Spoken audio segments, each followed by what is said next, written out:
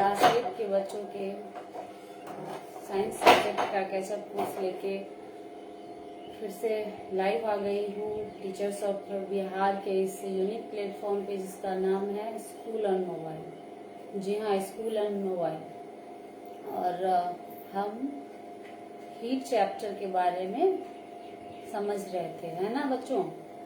Heat chapter का जो है हम लोगों ने शुरू कर दिया था पिछले सेशन में, और अब जो है हम हीट का जो है ट्रांसफर या ऊष्मा का स्थानांतरण पढ़ेंगे। तो मैं चाहूंगी कि मेरे सारे बच्चे जुड़ जाएं, लाइव आ जाएं और हम अपना हैप्पी आवर शुरू करें। ओके, तो हीट चैप्टर जो है उसमें हमने अभी तक हीट के बारे में पढ़ा कि हीट क्या है, काइंड ऑफ एनर्जी है। ओके, हीट क्या है, काइंड ऑफ एनर्जी है। और टेम्परेचर के बारे में पढ़ा कि टेम्परेचर को कैसे मापते हैं, थर्मामीटर।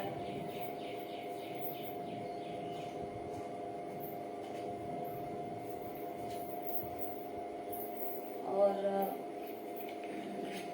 थर्मामीटर के बारे में जाना हम लोगों ने कि ये डॉक्टरी थर्मामीटर है और एक लैब वाला थर्मामीटर होता है जो कि वैज्ञानिक लोगों के पास होता है, लैब में यूज किया जाता है, ठीक ना। और इन दोनों में क्या अंतर होता है वो भी समझा हमने। और फिर आगे हमने पढ़ा कि किस तरह इसको रीड किया जाता है थर्मामीटर को। और अब हम आगे बढ़ेंगे ऊष्मा का स्थानांतरण, है ना, जो कि पहला है चालन, दूसरा संवहन, तीसरा विकिरण। चालन मीन्स कंडक्शन इंग्लिश में, और संवहन यानी कि कन्वेक्शन, विकिरण यानी कि रेडिएशन, है ना। चालन, संवहन और विकिरण, तो इन तीनों के बारे में हम लोग समझेंगे कि आखिर चालन कैसे होता है और फिर संवहन और विकिरण। तो सबसे पहले हम इस चालन को समझेंगे, ठीक है ना। ये जो चालन है इसको समझेंगे, चालन होता कैसे है। तो ये जो है ऊष्मा होती कैसे है, तो अणुओं की गति के कारण होती है, ठीक ना। जब भी हीट का ट्रांसफर होगा तो वो उसके मॉलिक्यूल्स जो होंगे, अणुओं में जो घर्षण होगा, जैसे ऊष्मा इस तरह होगी तभी तो हमें ऊष्मा का महसूस होगा कि ये हथेली गर्म हो रही है। कैसे, तो ये जो दोनों हाथ के मॉलिक्यूल्स है आपस में घर्षण कर रहे हैं। इसी तरह ऊष्मा का ट्रांसफर किस तरह होता है इसको समझने के लिए आइए हम कुछ करते हैं, ठीक ना। एक एक्टिविटी करते हैं। तो एक मिनट मैं कुछ दिखाऊंगी आप लोगों को और आप लोग इसको देखेंगे और फिर बताएंगे, ठीक है।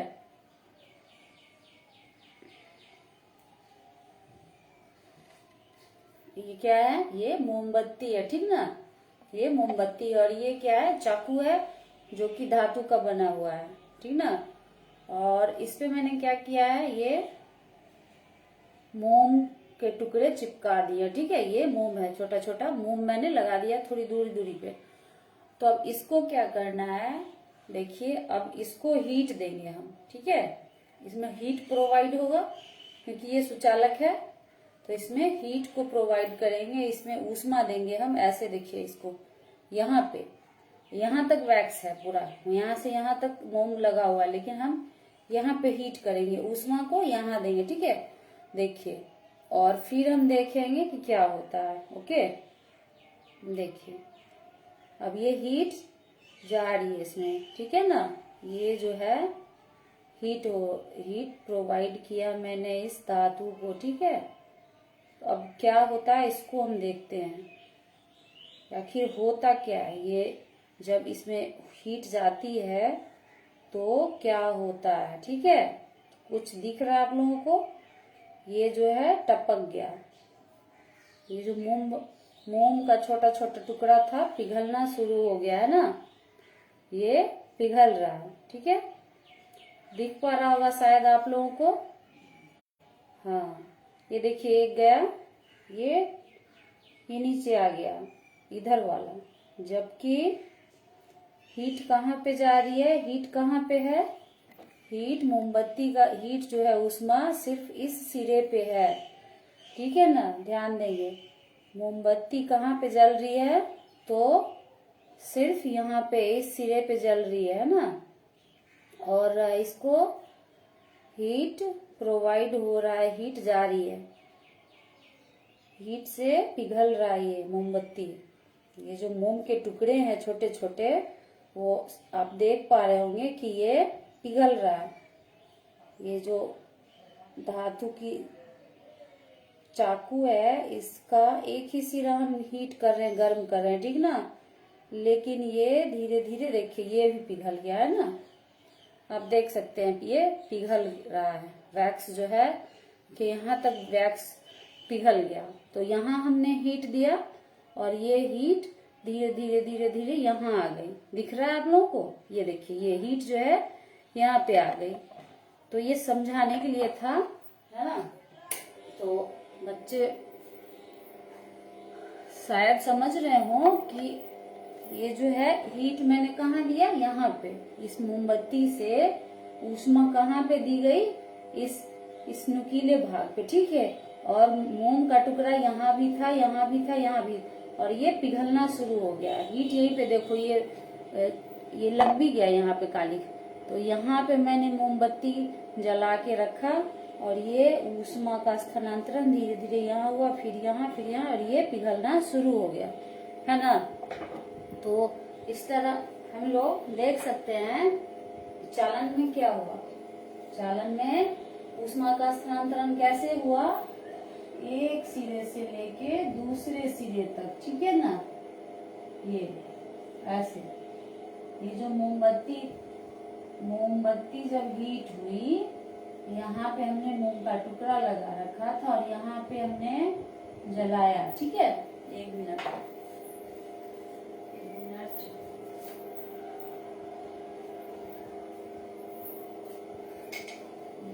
इसको फिर से समझते हैं। ठीक है ना,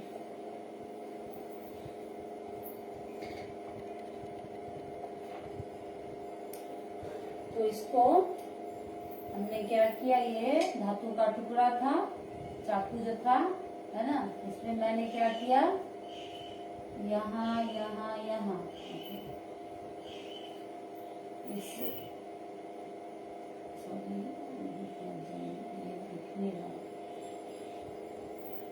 ये जो है इस धातु के टुकड़े पे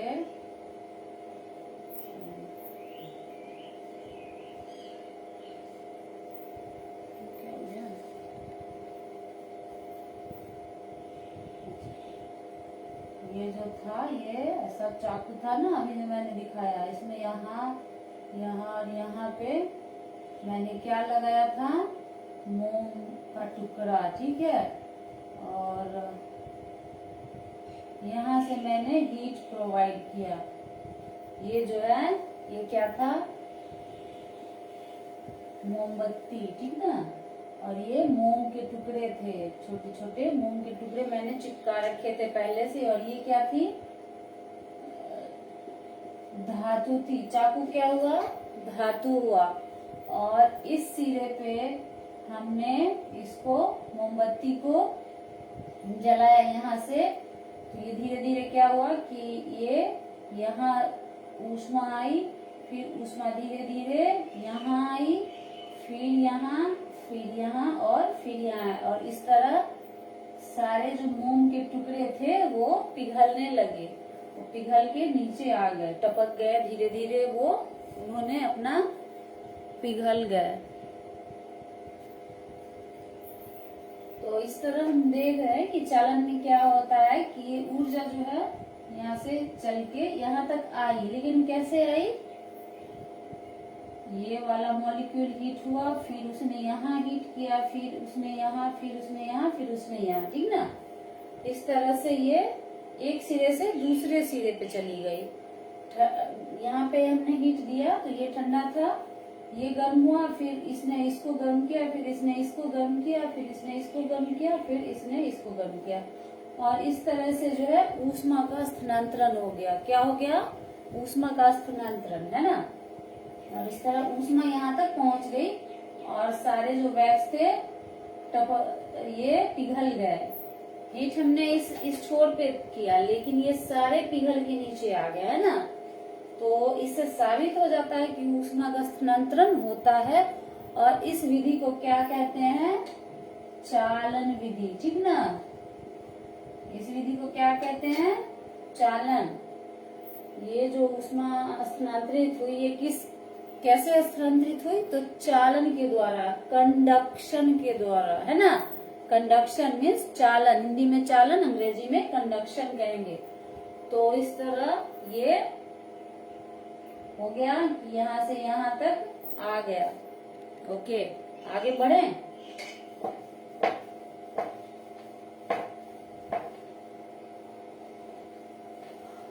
कंडक्शन हो गया। अब हम लोग संवहन के बारे में बात करेंगे, है ना। संवहन,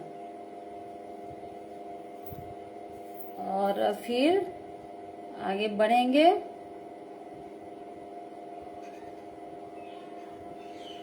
संवहन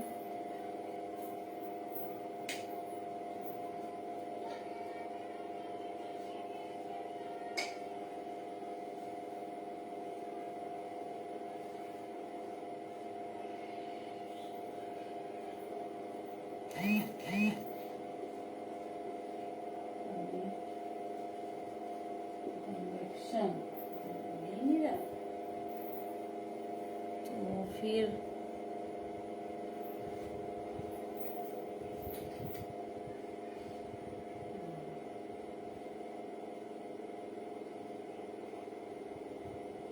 संवहन यानी कि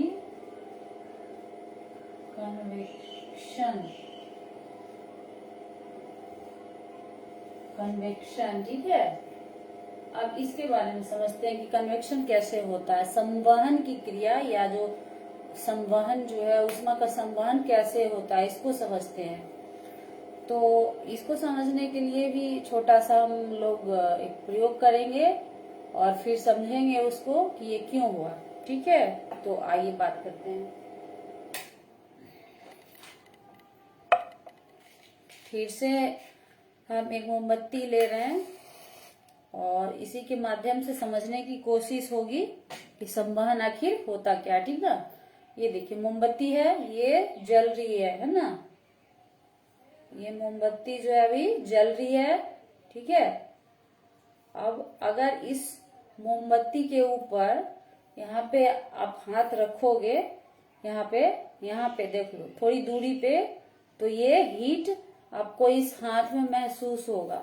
मोमबत्ती यहाँ है लेकिन हीट आपको ऊपर महसूस होगा कि हाथ जल रहा है, ठीक है। इतनी दूरी पे भी आपको फील होगा कि मेरा हाथ जल रहा है। लौ यहाँ जल रही है लेकिन आपका हाथ यहाँ पे है और ये आपका हाथ यहाँ जलना शुरू हो गया। मुझे फील हो रहा है कि ये जल रहा है मेरा हाथ, ठीक है। तो ये क्यों हुआ? मोमबत्ती तो नीचे थी, मोमबत्ती तो ऐसे नीचे है तो फिर इधर गर्म होना, इधर इधर ऐसे जाता है ना। लेकिन नहीं, क्योंकि यहाँ पे इसको धातु नहीं मिली, तो ये क्या हुआ, ये जो मोमबत्ती थी इसके अणु ऊपर उठने लगे। गर्म होके इसने क्या किया, इस मोमबत्ती में जब हमने इसको जलाया तो ये क्या हुआ कि इसके अणु धीरे धीरे हवा को गर्म करके ऊपर की ओर चले गए, है ना। और ये हाथ यहाँ पे था तो हमें यहाँ पे हीट महसूस हुआ, गर्मी का एहसास हुआ हमें। क्यों हुआ? क्योंकि इस मोमबत्ती के जो ऊष्मा जो निकली, इसके जो मॉलिक्यूल थे वो गर्म होके ऊपर उठ गए, है ना, ऊपर की तरफ उठ गए और हमें फिर ऊष्मा का संवहन महसूस हुआ कि कैसे ऊष्मा का संवहन हुआ। तो यहाँ पे क्या हुआ, चित्र से समझते हैं, ठीक ना। चित्र से समझते हैं इसको। ये मोमबत्ती जलाई हमने, ठीक है ना, और हमारा हाथ कहाँ था, यहाँ पे था, ठीक है।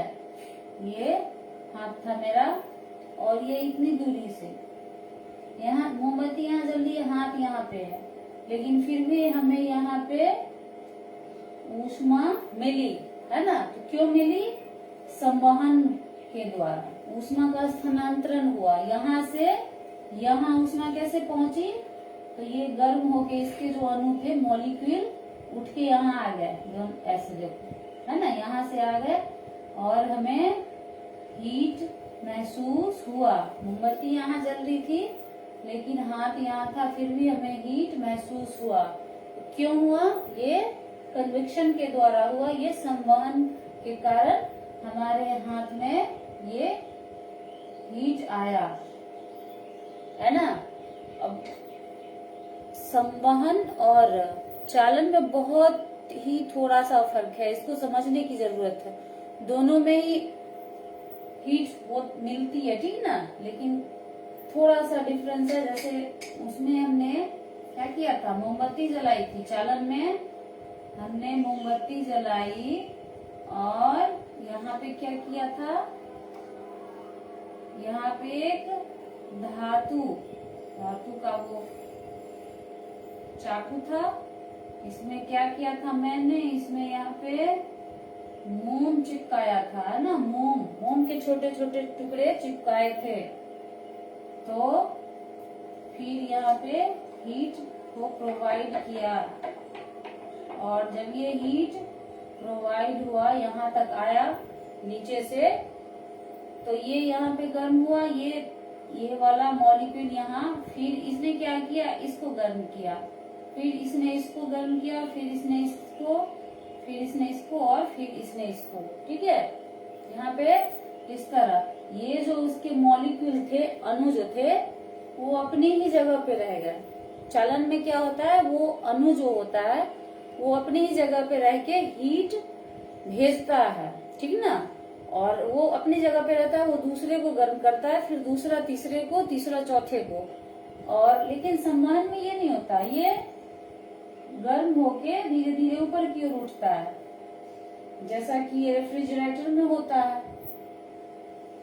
रेफ्रिजरेटर जो होता है, ये फ्रिज, तो यहाँ पे होता है नीचे ये एरिया जहाँ पे सब्जी वगैरह रखते हैं, और यहाँ पे आइस जमा होता है ना, इसमें हम लोग आइसक्रीम भी जमाते हैं घर पे, और यहाँ से हीट प्रोवाइड होती है नीचे से, ठीक ना, और ये उठती है ऊपर की तरफ जाती है, तो यहाँ क्या मिलता है इसको, आइस।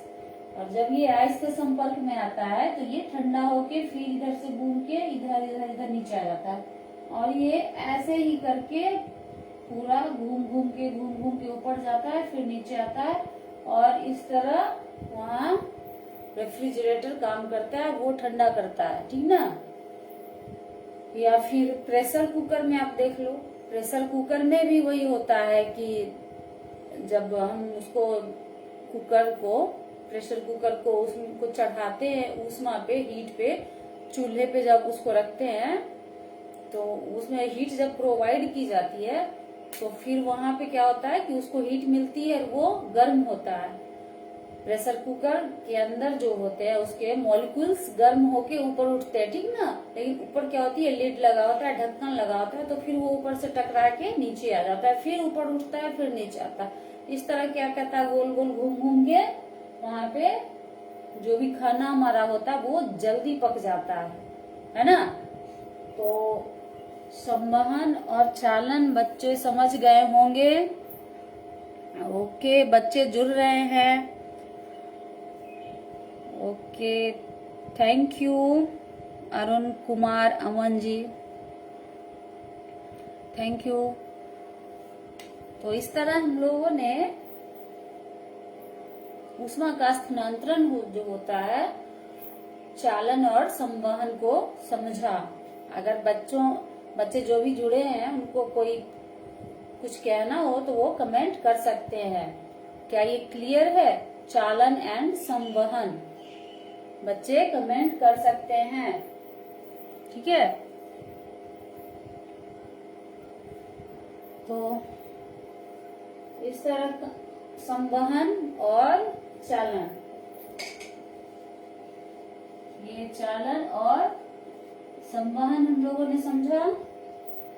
और अब हम विकिरण के बारे में बात करेंगे कि विकिरण क्या होता है, ठीक है।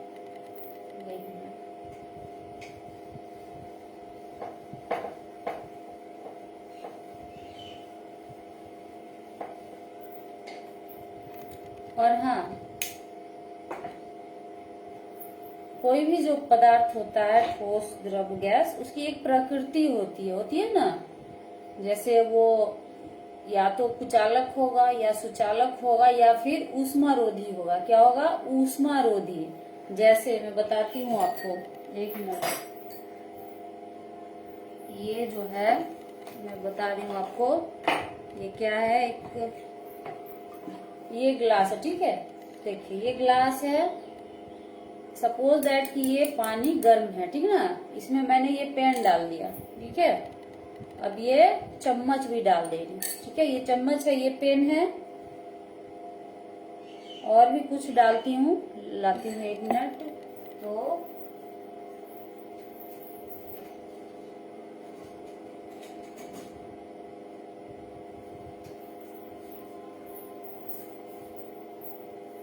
ये कंघी भी डाल दिया मैंने।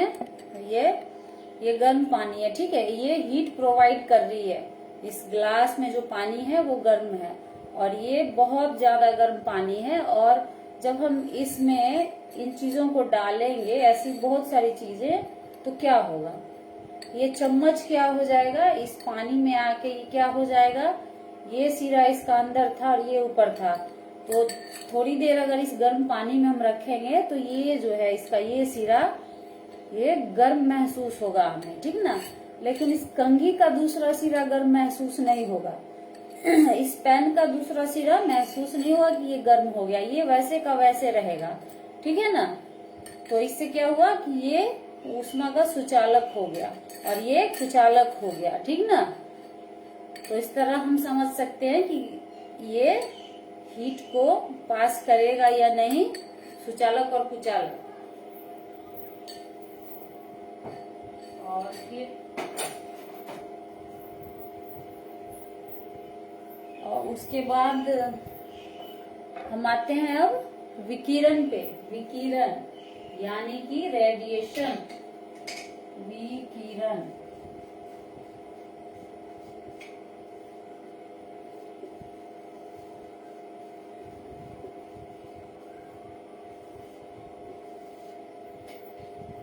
विकिरण यानी कि रेडिएशन कैसे होता है, ये कैसे काम करता है, ये कैसे ऊष्मा को स्थानांतरण करता है या सोखता है। तो जैसा कि हम लोगों ने देखा कि ये जो सपोज दैट कि ये ABCDEF, ठीक है, ये ABCD आदमी है, और इसको ऊष्मा जो है, हीट यहाँ देनी है, यहाँ तक पहुंचानी है हीट को। तो चालन विधि, चालन अगर ये करेगा तो कैसे हीट को यहाँ तक पहुंचाएगा। तो ये जो है ये क्या करेगा, ये हीट किसको देगा, बी को, बी देगा फिर सी को, सी देगा डी को, और डी फिर ई को, फिर ये ई जो है एफ को देगा, ठीक ना। तो इस तरह यहाँ पे ये पहुंच जाएगा, ठीक है ना। ये हीट जो है एफ को मिलना चाहिए था, वो मिल जाएगा। ए ने हीट इसको प्रोवाइड कर दी अपनी जगह से बिना हिले। ए जो है वो हिला ही नहीं, वो अपनी ही जगह पे खड़ा रह गया, और उसने बी को दिया, बी भी नहीं गया, सी को दिया, सी ने डी को, डी ने ई को। इस तरह से ऊष्मा का स्थानांतरण हो गया, ठीक है। ऊष्मा का स्थानांतरण एक जगह से दूसरी जगह हो गया, लेकिन उसके अणुओं में गतिशीलता नहीं हुई।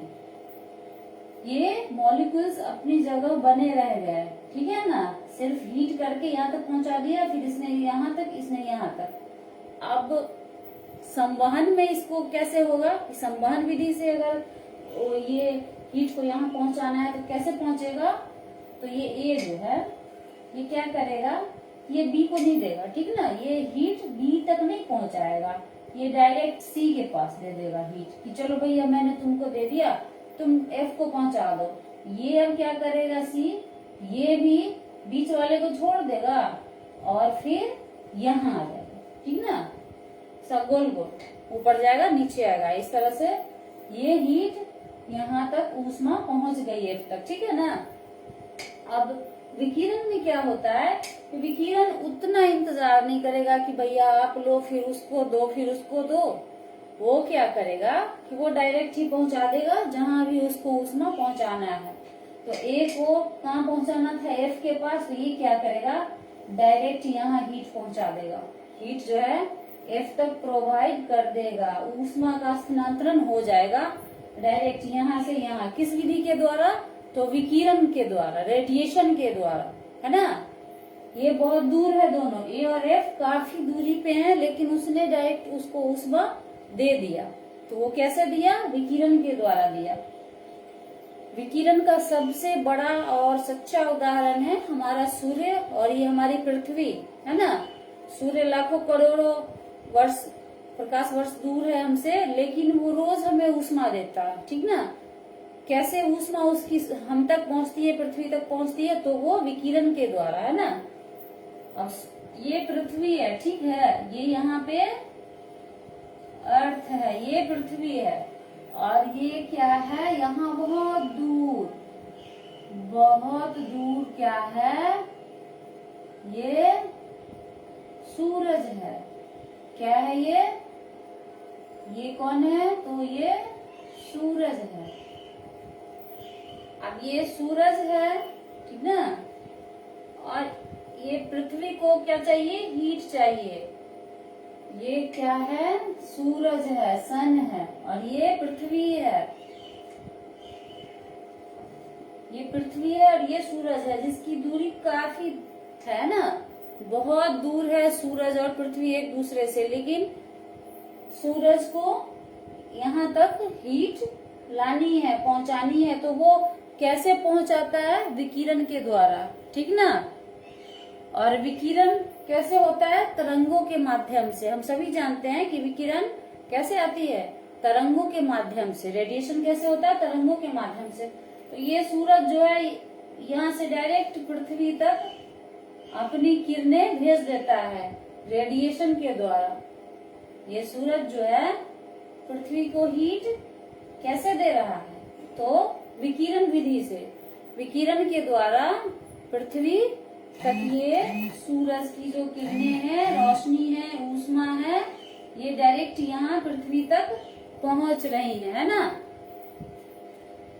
और इस तरह पृथ्वी को क्या होता है, ऊष्मा मिल जाती है सूरज से डायरेक्ट, बीच में कुछ भी नहीं है, वो सूरज किसी और को नहीं देता, डायरेक्ट पृथ्वी तक पहुंचा देता है। कैसे, तो रेडिएशन के द्वारा, है ना, रेडिएशन के द्वारा यहाँ पृथ्वी तक आ जाती है सूरज की किरणें, हीट, ऊष्मा पहुंच जाती है सूरज तक, ठीक ना। और इस तरह ऊष्मा का स्थानांतरण हो जाता है। तो ऊष्मा का स्थानांतरण मुख्यतः 3 विधियों के द्वारा होता है। पहली है चालन, दूसरी संवहन और तीसरी विकिरण यानी कि रेडिएशन। पहला चालन यानी कि कंडक्शन, दूसरा हो गया संवहन यानी कि कन्वेक्शन, और तीसरा विकिरण यानी कि रेडिएशन। तो इस तरह 3 विधियों के द्वारा हमारा जो है ऊष्मा का स्थानांतरण हो जाता है, ठीक ना। और ये हम रोज देखते हैं, ऐसा नहीं है कि इसके लिए अलग से कुछ पढ़ना है, हम इन 3 चीजों को रोज देखते हैं, रोज। और मैंने कहीं पढ़ा है, बहुत सारे जो फिजिक्स के जानकार हैं वो बताते हैं कि वाष्पन के द्वारा भी ऊष्मा का स्थानांतरण होता है, और एक अभिवहन ट्रांसपोर्टेशन के द्वारा। लेकिन ये 3 ही मुख्य हैं, है ना। ऊष्मा का स्थानांतरण क्या है, चालन, संवहन एंड विकिरण, इन तीनों के द्वारा मुख्यतः ऊष्मा का स्थानांतरण होता है ना। और इसमें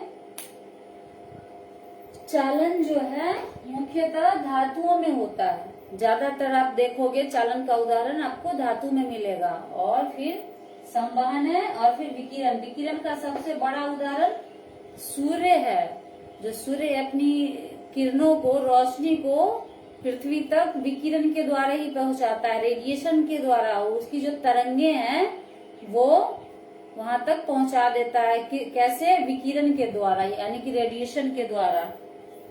तो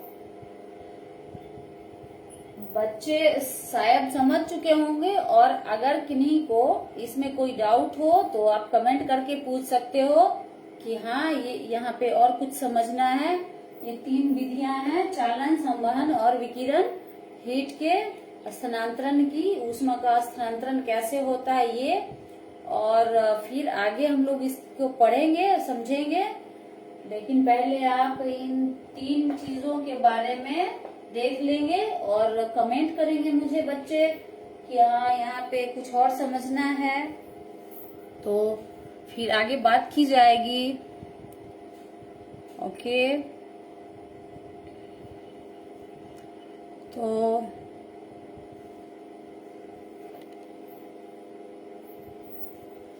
इस तरह हम लोगों ने ऊष्मा का स्थानांतरण समझा। ठीक है, फ्लो ऑफ हीट ये समझा, और ये अणुओं की गतिशीलता के कारण ये होता है ना।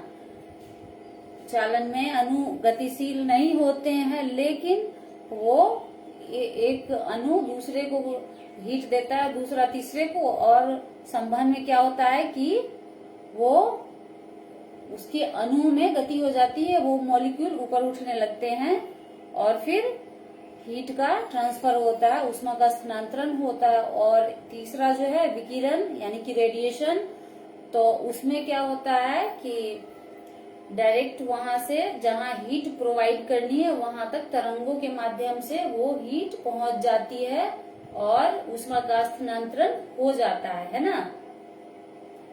तो आई होप बच्चों ने इसको समझा हो, और जो रेगुलर बच्चे हैं वो कमेंट करेंगे, है ना।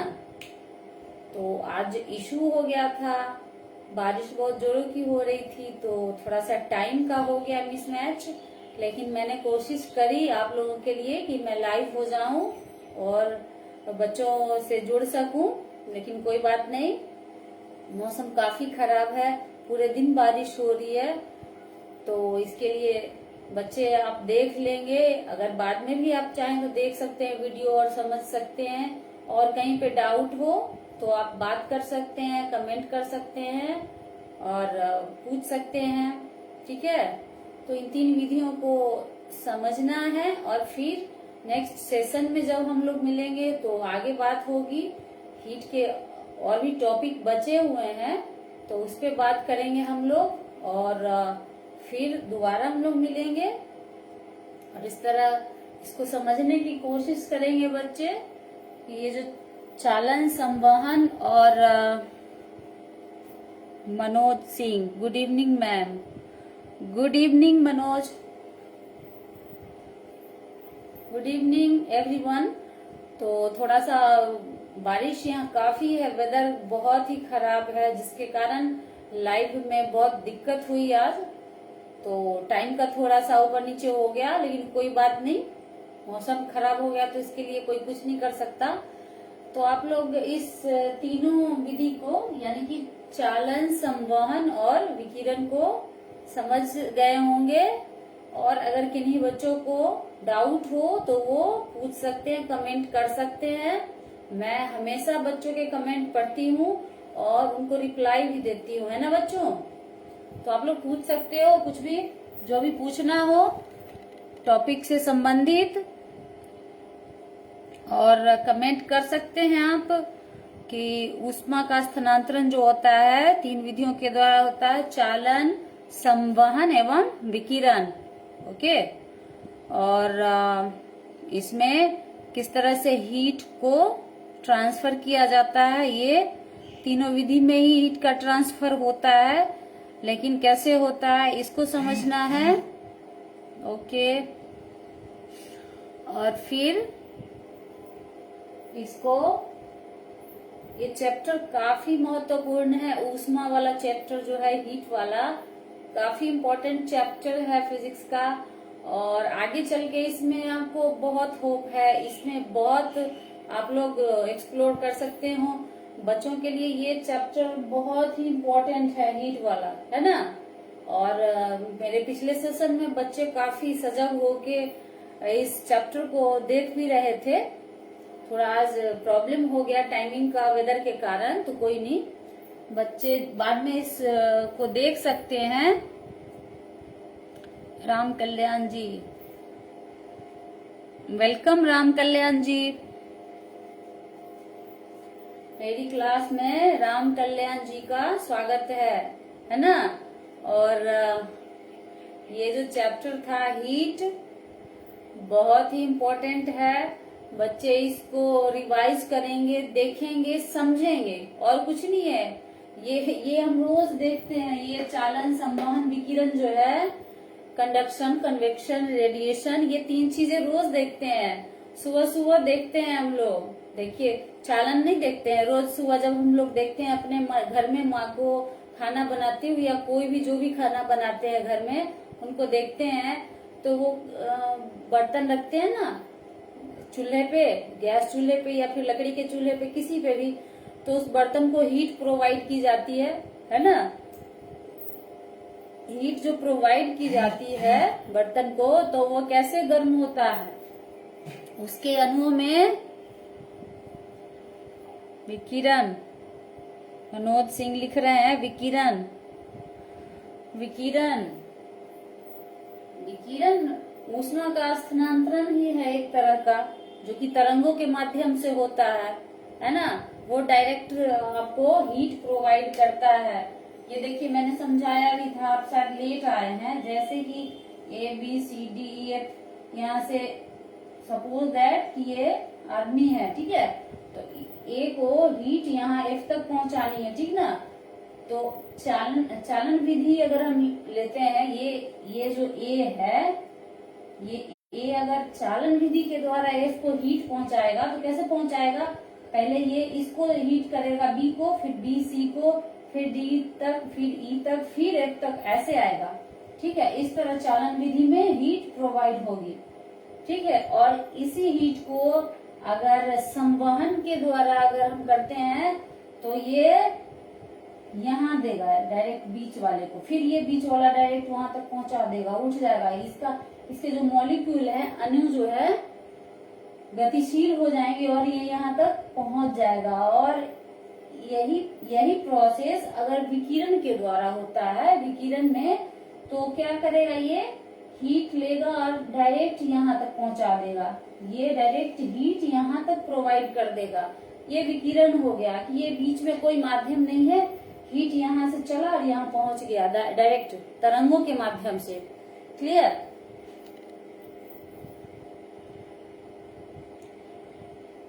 विकिरण, ओके। पूछना क्या चाह रहे हैं मनोज सिंह? विकिरण, आई होप विकिरण समझ में आ गया होगा आपको। और ये तीनों जो हैं, चालन, संवहन और विकिरण, यानी कि अंग्रेजी में कंडक्शन, कन्वेक्शन और रेडिएशन, इन तीनों को आप लोगों ने समझ लिया होगा। और कुचालक, सुचालक और ऊष्मारोधी, जो पदार्थ की प्रकृति होती है, उसको भी आप लोगों ने आई होप समझ रख लिया हो कि कुचालक किसे कहते हैं, सुचालक किसे, और ऊष्मारोधी किसे कहते हैं। कुछ चीजें ऊष्मा की सुचालक होती है, जैसे हमारा बॉडी, ह्यूमन बॉडी क्या है, ऊष्मा का सुचालक है, ठीक ना। लकड़ी क्या है, कुचालक है, लेकिन ऊष्मारोधी नहीं है।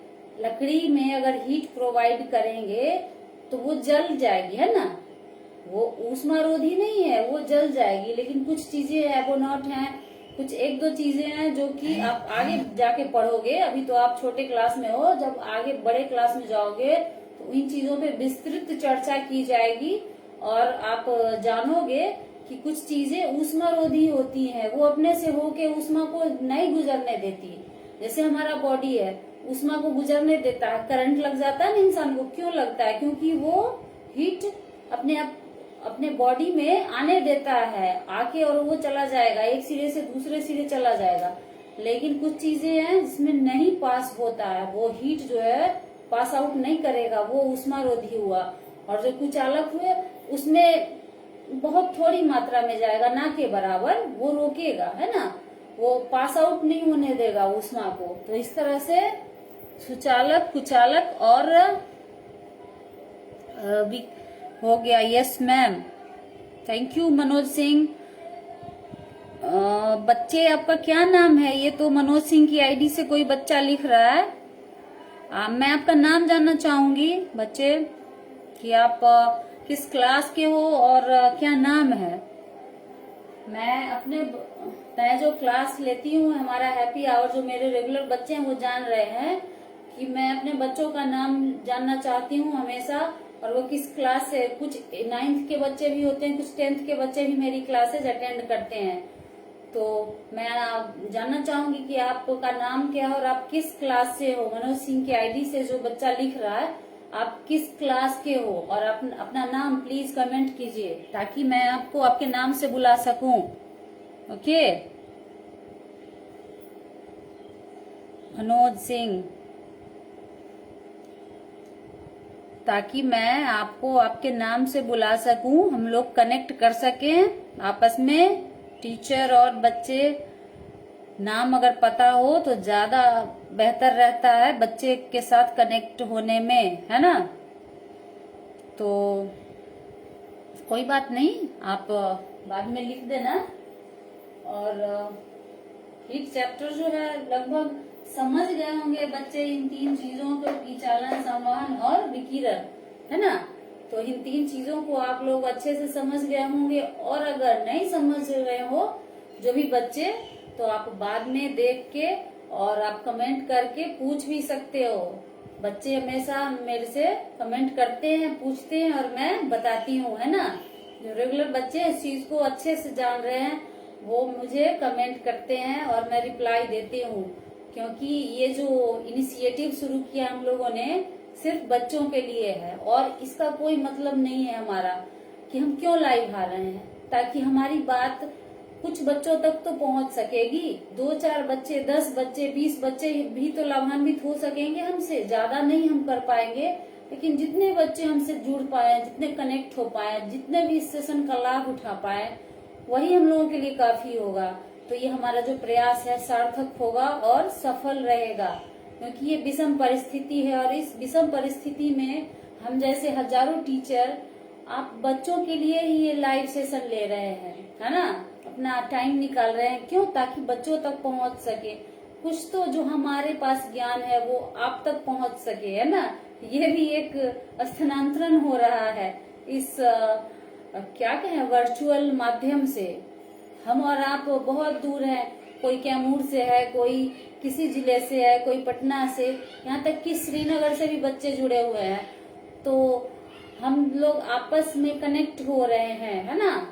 और ये ज्ञान का स्थानांतरण हो रहा है, जैसा कि ये हीट का स्थानांतरण होता है, उष्मा का स्थानांतरण, तो वही हम लोगों का भी ज्ञान का स्थानांतरण हो रहा है। और हमारा जो है रेडिएशन समझिए या संवहन समझिए, जो भी है, तो वहां तक पहुंचने की कोशिश है, आप बच्चों तक, और कुछ नहीं। और जो रेगुलर बच्चे हैं उनसे कनेक्ट होके, और नए बच्चे भी आ रहे हैं, थोड़ा सा समझ रहे हैं, नेटवर्किंग है, हम लोग के पास कोई साधन नहीं है इसके लिए, लेकिन फिर भी हम लोग कोशिश कर रहे हैं कि बच्चों तक पहुंचा जाए। तो मैं अब टाइम लगभग आधे घंटे की हो चुकी है, तो मैं आप लोगों से विदा लेना चाहूंगी। और अगले क्लास में हम लोग फिर से मिलेंगे नेक्स्ट लाइव सेशन में, और फिर बातें करेंगे बच्चों के साथ, है ना, इंटरेक्शन होगा।